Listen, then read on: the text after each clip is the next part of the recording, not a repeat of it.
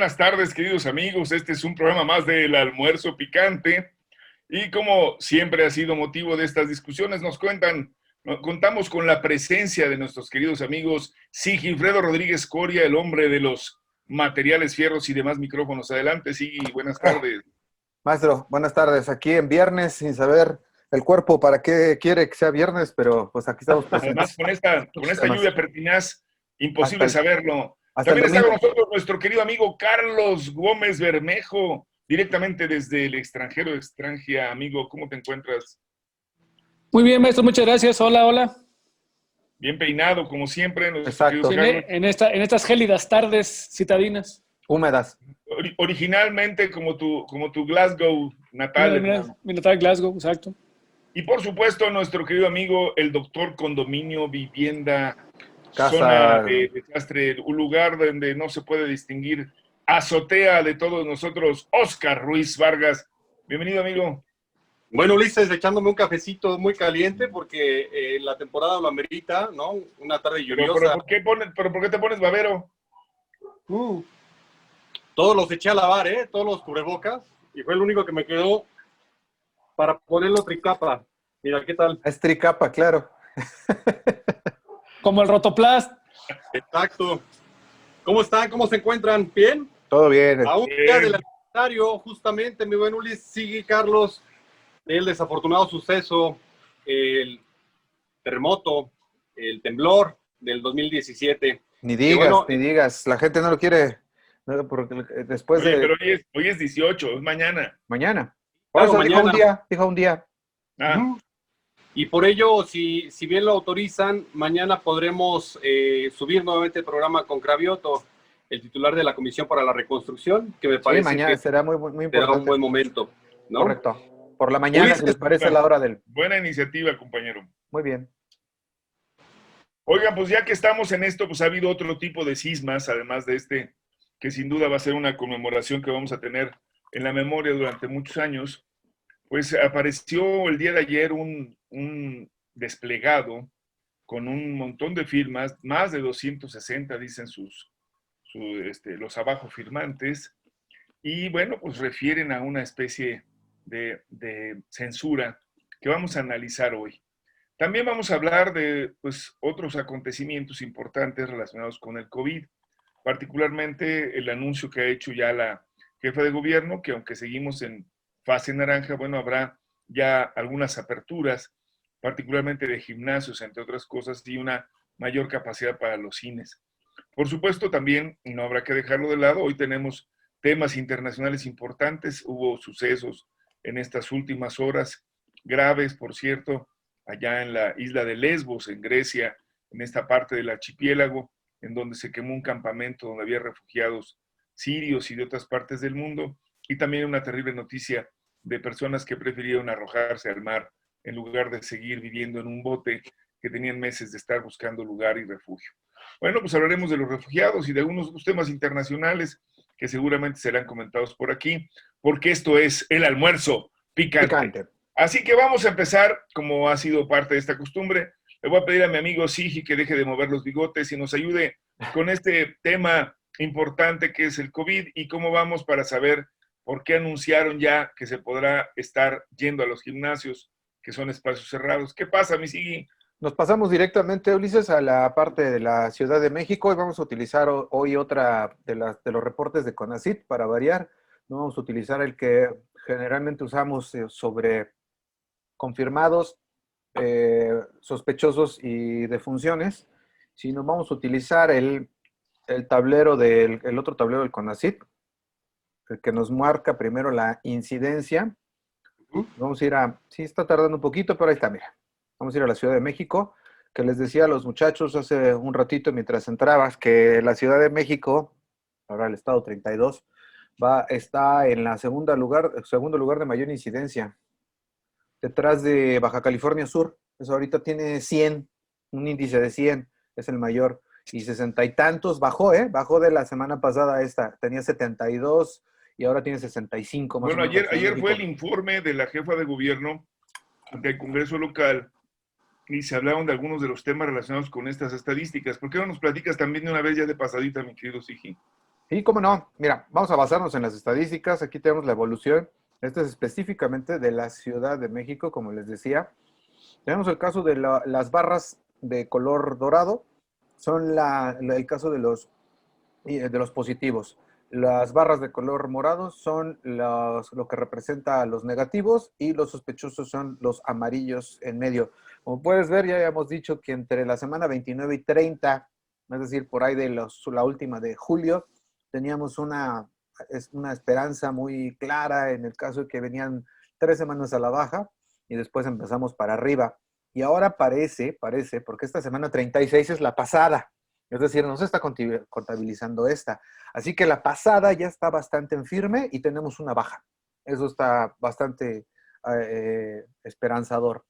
Luego tenemos aquí la otra gráfica, que es la de crecimiento. Aquí es como va, por ejemplo, el caso de los azules, son casos estimados.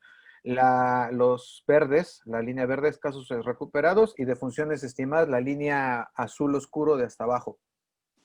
Tenemos entonces que ahorita se ubican, tuvimos una subida de hacia los 6,882 casos estimados, que son los que podrían andar por ahí en la ciudad con la posibilidad de infectar, es decir, con el síndrome activo. Mientras que los recuperados suben a 5,669 esta semana. El comportamiento de las gráficas hemos visto a lo largo de las semanas que muy probablemente la semana previa a cuando empieza a bajar, sube el índice de recuperados rápidamente, fíjate. Y eso quiere decir entonces que viene un bajón en los que están hospitalizados y de esa manera, luego la siguiente semana tenemos una caída en el índice de infectados. Así se ha ido comportando más o menos. Pero en este caso quiero resaltar lo que ya veníamos señalando, que el índice de mortalidad viene cayendo estrepitosamente. Y estaba revisando la otra gráfica, la que solemos revisar, y fíjate que la gran mayoría en la Ciudad de México de los infectados, del total de infectados, o sea, de los positivos, son ambulatorios. O sea, tenemos una barbaridad como de 82%, 85% entre 82 y 85% de ambulatorios. Quiere decir que en hospitales está solamente el 15, 17%, más o menos de los que están en enfermedad. Y eso es, pues creo que es muy bueno. Quiere decir que el índice de casos graves ha bajado muchísimo y por lo tanto, pues ha bajado también el índice de defunciones. Entonces son grandes noticias a pesar de los números que a veces algunos medios se encargan de hacer un poco de aspaviento. Y yo lo dejaría por ahí, salvo sus mejores comentarios y si quieren algunas cifras o datos específicos que me dijeran cómo la ven ustedes. Y si esto coincide con el anuncio de la jefa de gobierno, ¿no? Tu micrófono, mi querido Ulises. Ahí estás. Gracias. Pues no sé si Carlos quisiera hacer algún comentario al respecto. Gracias, maestro. Sí, hemos hecho mucho hincapié en que las actividades tienen que retomarse poco a poco. El hecho de salir, pese a que estemos confinados en nuestros domicilios, porque nuestros trabajos así nos los permiten, el hecho de que salgamos en la primera toma de este programa con las mascarillas es un mensaje de solidaridad para que no se baje la guardia y que sigan utilizándola aquellos que tienen que salir a seguir haciendo sus actividades o buscando el sustento que desgraciadamente es mucha gente la que está en esas condiciones en esta ciudad. Si alguien en este país, y no es porque sea de la UNAM, y no es porque sea pariente mía, porque de hecho no lo es, ni nada, ¿no? Si alguien ha manejado bien la situación de la pandemia, aún a cierto contrapelo de las sugerencias o de algunas políticas que se han tomado de parte de la administración federal, ha sido la doctora Sheinbaum, ¿no? Ella ha sido de las primeras jefas de gobierno que utilizaron el cubrebocas y que invitan a la gente a usarlo y que no se lo quita en sus conferencias de prensa, no se lo quita en los eventos públicos a los que va, ¿no? Entonces, la Ciudad de México ha hecho bien su trabajo, ¿no? Al grado que sacaron también ya un comunicado en un estudio, más que comunicado, es un estudio en donde echan por debajo el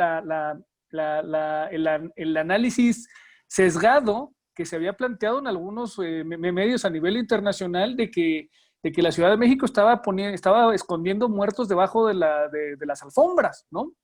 Estaba escondiendo los casos de mortandad. Salió un estudio bastante bien armado, ¿no? En ese sentido, en donde vamos, si bien se reconoce el subregistro y explican los porqués de este subregistro, ¿no?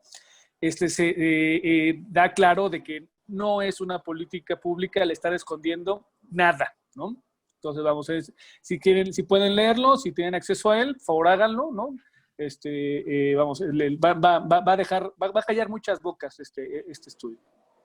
Muchas gracias. Mi querido Oscar, no sé si tú lo conozcas, si quieres saber un comentario de este estudio. No, nada muy rápido, es en relación a la alerta nuevamente que envía la Organización Mundial de la Salud para que no bajen la guardia y reconsideren algunos gobiernos del mundo la reapertura o el reinicio nuevamente de actividades y que privilegien básicamente a algunas políticas no restrictivas, pero sí con visión de seguimiento, de supervisión, de acompañamiento, para que obviamente no haya un retorno extraordinario de esta pandemia. Pues quizá lo que habría que decir es que hay una enorme expectativa en la visión de los ciudadanos, y creo que lo hemos comentado también aquí en su momento. Cada vez que hay un anuncio de que ya se puede abrir un poquito más el espacio, la gente sale y en ocasiones lo hace sin la responsabilidad que implica salir protegidos, que implica saber que todavía hay contagios y que tenemos que seguirnos cuidando. No obstante, también habría que decir que hay un ánimo, yo percibo, de esperanza en que las cosas mejoren y se puedan ir haciendo ya una convivencia mucho más normal. Pero lo que sin duda es un acierto, y creo que hay que decirlo con todo, es que sobre todo en el tema educativo se haya optado por tener a la televisión como la principal herramienta, que se mantengan medidas de protección a las familias para que puedan tener a sus hijos ahí y que no tengamos a los pequeños, como ocurrió en otros países, saliendo a las aulas y generando temas de contagios. Estamos por iniciar las clases la próxima semana ya en la Universidad Nacional, ya se hicieron todos los arreglos y no va a haber inicio de clases al interior de las aulas, sino todo va a ser también vía virtual. Y creo que esto es un componente importante. Y ahora que ya se van a anunciar ya estas medidas, creo que ya lo hizo la jefa de gobierno, en el sentido de que se tendrá ya apertura mayor en algunos restaurantes, en otros horarios, para los cines y desde luego para algunas actividades como son los de los gimnasios, que había que decirlo, es algo que mucha gente estaba en espera de que sucediera para poder trabajarlo. Pues no cabe duda que hay una actitud de reconocer que esto que nos presentaba Sigi es importante. Sabemos también más cómo manejar este tipo de situación. Hay hoy capacidades también reales para poderle dar cierto nivel de atención y salida, y qué bueno que tengamos menos personas hospitalizadas. Creo que hay un dato aquí que vale la pena, y medio lo comentábamos, Sigi, si no te pediría que lo aclarases, pero también hubo muchas personas que tenían algunas comorbilidades y prefirieron no ir a los hospitales por el temor de ser contagiados, pero que a la vuelta pues permitieron que también la enfermedad que padecían o los padecimientos que ya estaban teniendo y aquí les aquejaban no fueran atendidos. Así que también otra recomendación importante es que, aunque pueda ser un riesgo, cuídese, vaya, pero atienda las otras cosas que le están, digamos, molestando, le están inquietando. Por ejemplo, temas relacionados con la presión arterial, con el sistema cardíaco, con otro tipo de fenómenos que puedan estarle a usted generando alguna molestia.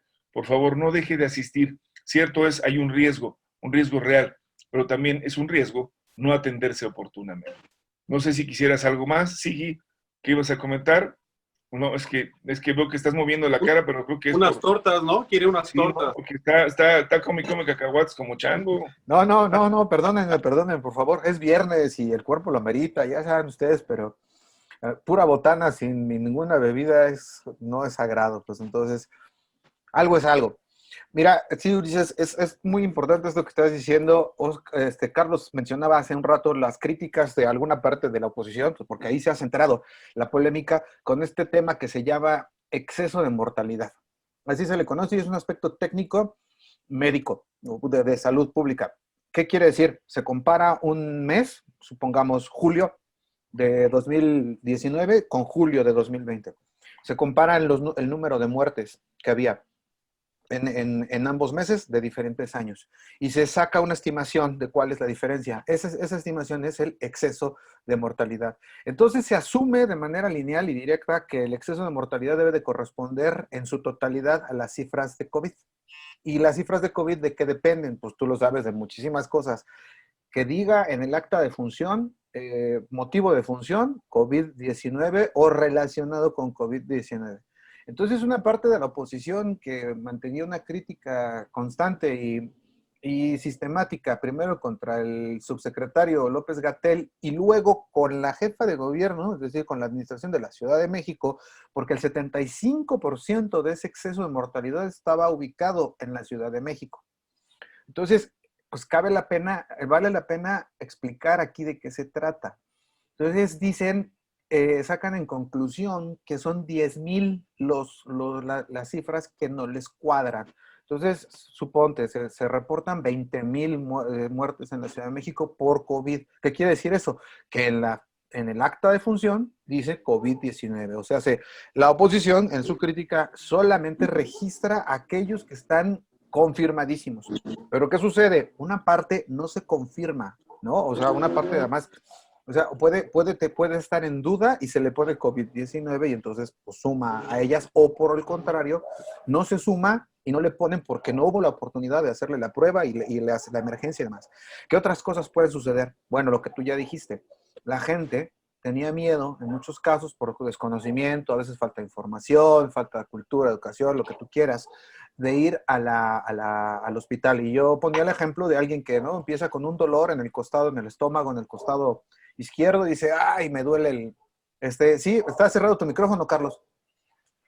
Está cerrado tu micrófono. Perdón, también les habían dicho quédense Nada más en déjame casa, terminar quédense el en casa. ejemplo. Ajá. Sí, claro, nada más déjame terminar el ejemplo, muy rápido. Entonces, cuando le empieza a doler al vato en cuestión, el costado izquierdo del estómago, dice, bueno, voy al hospital. No, mejor no, porque me contagio, ¿no? Allá, y mejor me espero. Y le sigue doliendo, dice, a lo mejor es el apéndice.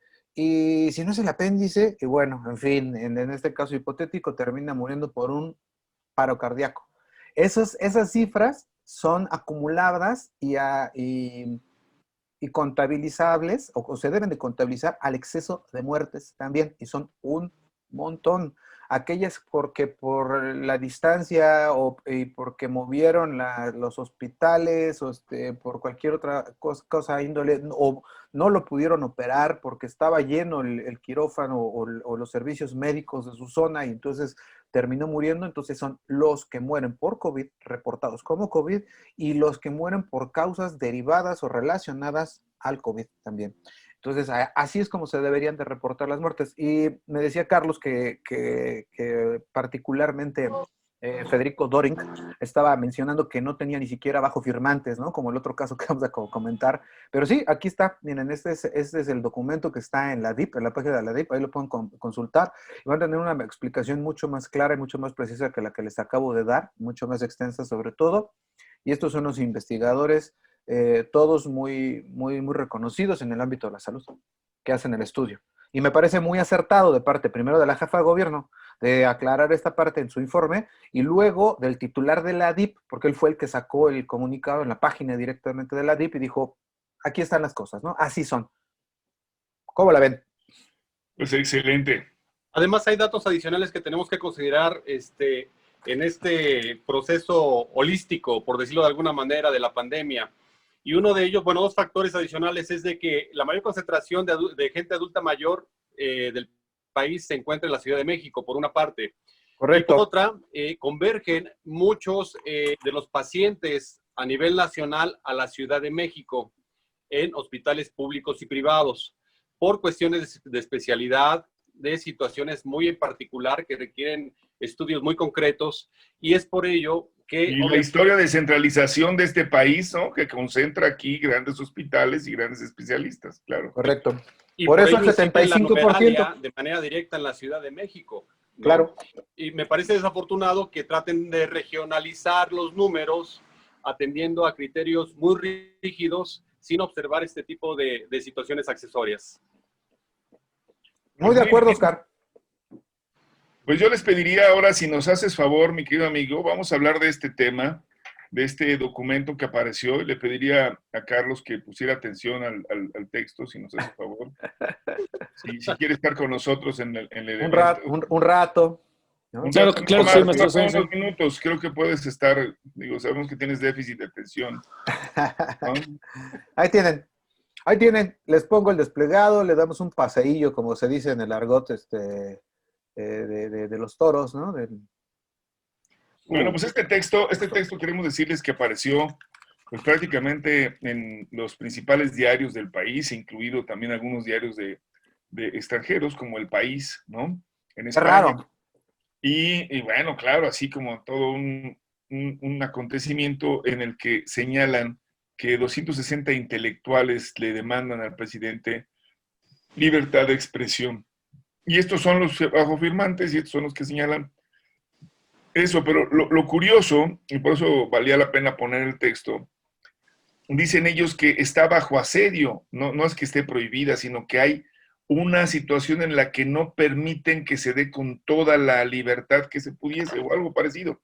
Si vemos la palabra asedio, que tendría que ver con algo que está debidamente sitiado, ¿no? Sin poderse expresar con todas las libertades, porque estaría bajo este bombardeo de una fuerza superior. Luego dicen que además estigmatiza y difama, sin explicar a quiénes, sino en general a los que llama adversarios. Nos dice, suponemos que todos los que están abajo se asumen, ¿no? Todos somos Krause, tal vez podrían decir, o todos somos Aguilar Camín. Y también dicen que este tipo de lenguaje pues lo pone a un país que lo coloca como de pelusa, ¿verdad? Porque pues lo degrada, hace que se vea mal, porque el presidente pues es un intolerante. Y quiero decirles que lo hemos medio comentado y creo que ya llegó al punto en donde se están poniendo las cosas de un tono que valdría que decirlo, sí trae una intencionalidad y si no me lo van a permitir mis amigos, ahorita lo vamos a comentar también para el público, pero hay aquí un dejo de victimización y por supuesto una acusación todavía mucho más severa de hacer ver que la intolerancia viene de otro lado.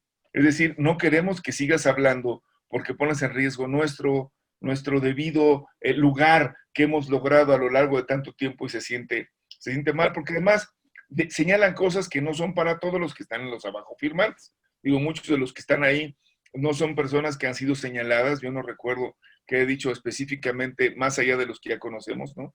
Aguilar Camín. Pidieron las firmas y cambiaron la primera hoja, Ulises. Puede ser, pero que tal vez igual ya veríamos qué dijeron todos los demás, pero dicen, es tal, las palabras son órdenes, que dice que la opción para los críticos es callarse o dejar el país, cosa que no ha dicho exactamente el presidente de la República, que sí refirió a alguien que trabaja en la de director del Fondo de Cultura Económica, conocido, dirían algunos, porque luego hace algunas expresiones que han costado tipo de trabajo, que es Paco Ignacio Taibo II, pero se lo dijo específicamente además a Enrique Krause. A nadie más, ni a nadie se le ha dicho, y ya deberías de buscar dónde te sientas más a gusto.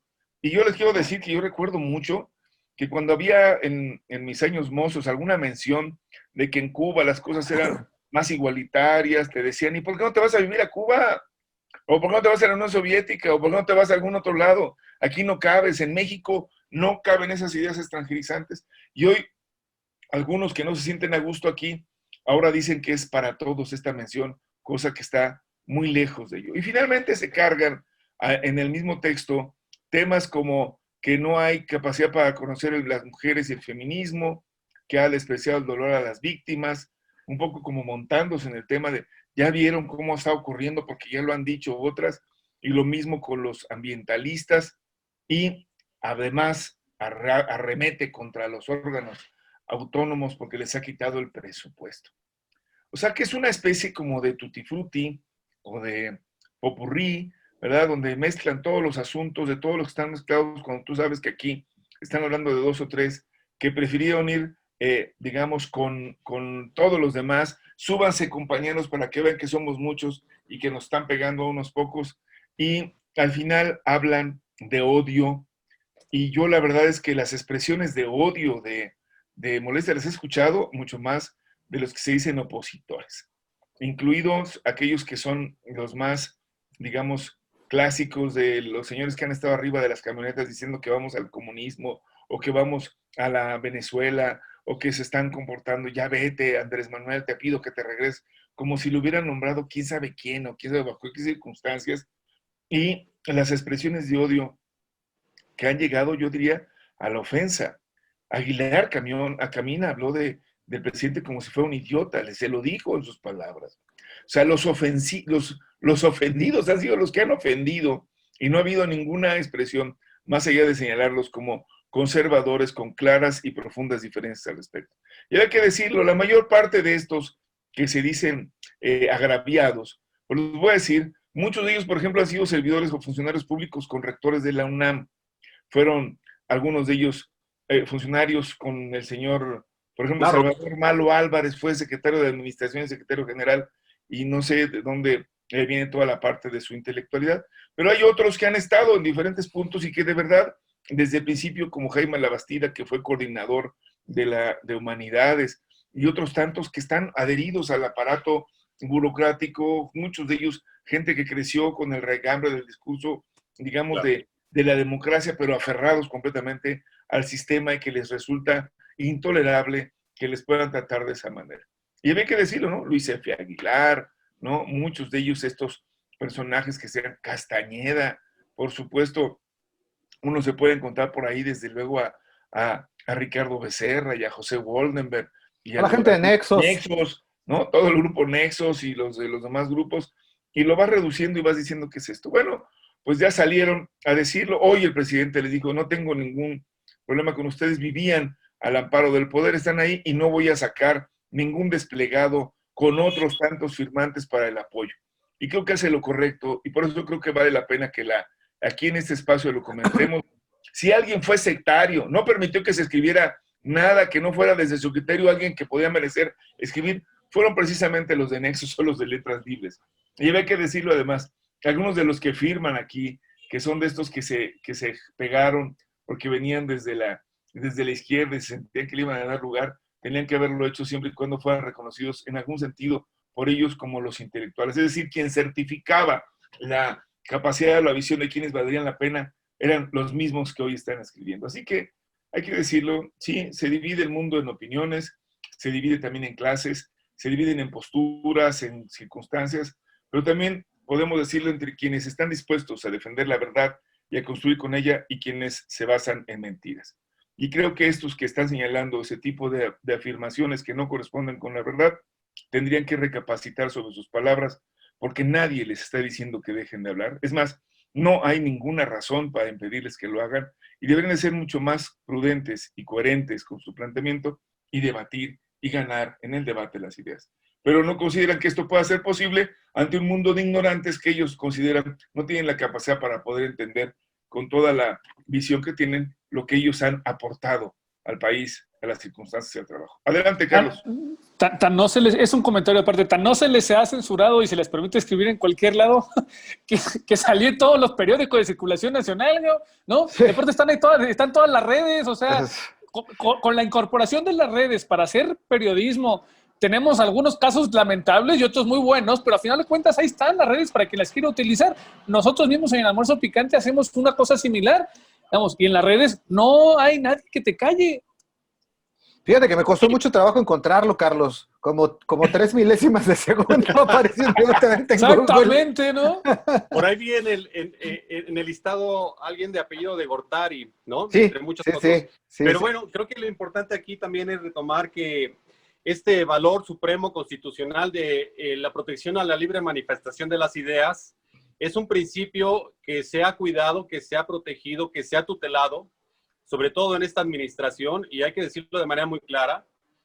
Y cuando le cierran la llave del financiamiento a algunos periodistas, a algunos comunicadores, empiezan los tropiezos y las complicaciones. Cuando el Estado le cierra las plataformas tecnológicas de los canales de televisión pública, algunos comentaristas, algunos analistas, algunos comunicadores, algunos periodistas, cuando se le cierra la llave por parte de las redes sociales y algunos mecanismos de comunicación abierta a muchos periodistas, comunicadores, analistas, para que no se publiquen o se haga contrapeso a la información que bien llamada ahora es infodemia, pues no les quedan muchas rutas para poder controvertir sus necesidades, sus privilegios, sus posiciones, y creo que hemos llegado a una ruta sumamente absurda, y es esta. Cuando el presidente marca la agenda nacional cotidiana a través de una rueda de prensa por la mañana, se les disuelve la materia prima a estos periodistas. Mira, Ivonne Melgar es periodista. Ajá, ajá. Se les disuelve la materia prima a los periodistas y les gana la partida permanentemente. Entonces están muy enojados porque estaban acostumbrados a marcar la agenda informativa en otros sexenios, en otros momentos, y ahora ya no lo pueden hacer. Están imposibilitados para ellos, pero tienen que ser mucho más creativos que una carta en estas condiciones, mucho más creativos que la cerrazón, y obviamente sentirse ya como niños berrinchudos, como no me hacen caso, como no me dan, como no me quieren, entonces pataleo. Y bueno, me allego de algunos firmantes que, por lo que veo aquí, muchos de ellos carecen de crédito y buena reputación. Ariel González era otro de los periodistas del Milenio. Sí, pues ahí está. Claro. Por ahí anda Macario Esquetino, por ahí andan Beatriz Pajés, claro. Entonces, es una posición muy desafortunada para aquellos que se ostentan como científicos, como periodistas, como comunicadores, como gente que ellos Julián mismos Andrade Jardín. como de primer nivel prácticamente. Sin embargo, creo que ya estamos en otra posición de madurez a nivel de la sociedad y ya han entendido perfectamente bien el mensaje. Y qué bueno que lo exponen de esta manera, porque esto da cuenta, en efecto, coincido con sí, con Carlos y contigo, Ulises, de que este tipo de comunicados y procesamientos da cuenta de que hoy más que nunca vivimos en un estado de respeto a la libertad de los derechos y de efectivamente tutela las garantías individuales, como es el caso de la libre manifestación de las ideas. Muy bien. Mi querido Sigi. ¿Por qué está Claudio X González aquí? Se dice intelectuales. Además de eso, o sea, sí, me parece una falta de respeto. Absolutamente. Y además, Ahí está Guillermo Soberón también, y por ahí debe andar Sarucán, seguramente. Halago en boca propia es vituperio, ¿no? No, claro. de gratuito, ¿no? Entonces, no sé qué les pasa, pero ahí está, por ejemplo, también Crespo, ¿no? Aquel que coqueteó tanto con el PRD y con el PRI y que fue un saltimbanqui de ahí, ¿no? Los sospechosos comunes, pues por supuesto Krause, por supuesto Héctor Aguilar Camín, que ya refirió a Ulises que fue no solo grosero, sino violento, ¿no? Hay mucha gente que, hablabas de una con apellido Gortari, aquí te la subrayé, está Ira de Gortari, está Humberto Musacchio, ¿no? Por ejemplo. Bueno, y sí, es tan variopinta esta lista de más de 650, que son 652, dice, pero sí se ponen más de 650 intelectuales. No todos son intelectuales. Algunos pocos hay que reconocerle que trabajan con el intelecto, porque esa es la definición de intelectualidad. Pero además, pues tiene que ser con respecto a ética y moral, ¿no? Y muchos, la verdad es que no, y tienen un prestigio por los suelos, mucha de la gente que está aquí. Otra gran parte, pues son perfectos desconocidos, perdón. Claro. Y está bien, pueden opinar lo que quieran, pero como dice Carlos, pues ahí están las redes sociales y ahí está todo, ¿no? Y de veras, o sea, me costó 2 minutos. Nadie los ha silenciado. Y por último, yo quisiera decir nada más que ¿dónde estaban todas estas personas cuando silenciaron a Carmen Aristegui 2 veces Gutiérrez en la radio, a Gutiérrez Vivó 3 veces y lo eliminaron, lo acabaron. Krause subió el tuit de esa época diciendo que Carmen Aristegui sí, que la pérdida de Carmen Aristegui, que la sacada de aire de Carmen Aristegui era una pérdida para la democracia. O sea, Krause sí se puso del lado de Carmen, ¿eh? Sí, recuerdo. Un Twitter es lo mismo que un desplegado de media cuadra. ¿Cómo no? Y además con 650. Bueno, hay diferencia. No, vale, de acuerdo, pues. Pero... Hay diferencia, creo que entendemos el tema de lo que planteé, ¿no? Y la gran mayoría no. Y si fue Krause y se le atoró y se le pasó por ahí un tuit, pues bueno. Bueno, pues creo que Pero creo que sí valdría la pena, compañeros, perdón, Oscar, que la reflexión no solamente es en el sentido de si están en su derecho a la libertad, sino qué es lo que esconde detrás de esto. ¿Cuál es la petición en realidad? Lo que están diciendo es, cállese la boca, señor presidente, deje de salir en las mañanas, deje de agredir a nosotros que sí sabemos lo que México necesita y quiere, deje de decirnos usted qué es lo que va a hacer, porque no lo sabe. Claro, Nosotros ya lo calificamos y lo descalificamos y hemos decidido que usted no sabe. Eso es porque lo que somos está la de gente fondo. bonita de México, y la gente bonita de México sí sabe Pero no lo que hace el solo, país. compañeros, esta es la lucha de la legitimidad. Le están diciendo que el intelecto en este país está rechazando a Andrés Manuel para decir que quién sabe quiénes son los pelados que lo apoyan. Y si siguen así las cosas, pues estos intelectuales le van a dar la espalda. No se van a ir del país porque ya dijeron que no se van a ir, cosa que hacen bien. Ojalá y se queden y construyan una fuerza propia.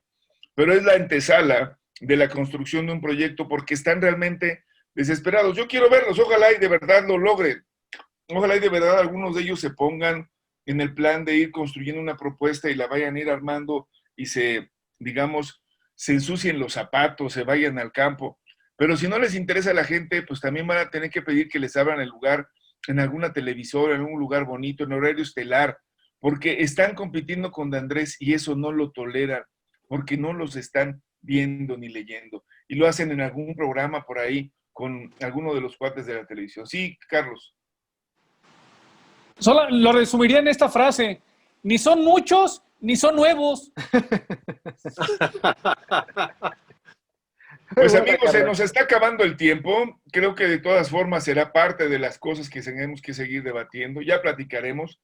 Hay mucho de qué hablar. Dejaron muy buenas cosas el informe y vamos a tener que irlas conversando. Por lo pronto, recuerden y le pedimos a nuestros compañeros que lo hagan. Póngase, por favor, Hay diversos modelos, como pueden ver. hay modelos muy bonitos, hay cosas que se pueden hacer. Llévelo, llévelo, vara. Aquí le hacemos pasarela. que es mandil y cubrebocas. Ulises tiene el modelo médico, Carlos tiene el modelo tecnológico, Oscar el modelo zapatista. Parece como concha de jugador de béisbol. Pero en fin. Este es de ampallita. Este es modelo de ampallita. Oigan, y nada, para cerrar, este escrito, este desplegado ni representa a toda la comunidad científica, ni a toda la comunidad académica, ni a toda la comunidad de intelectuales. Ni a un poquito de ella. Afortunadamente somos más. Ni a un poquito de ella. Un abrazote, pásenla bien, que sea un gran fin de semana. Nos vemos el lunes. Esto fue el almuerzo. ¡Oh, picante!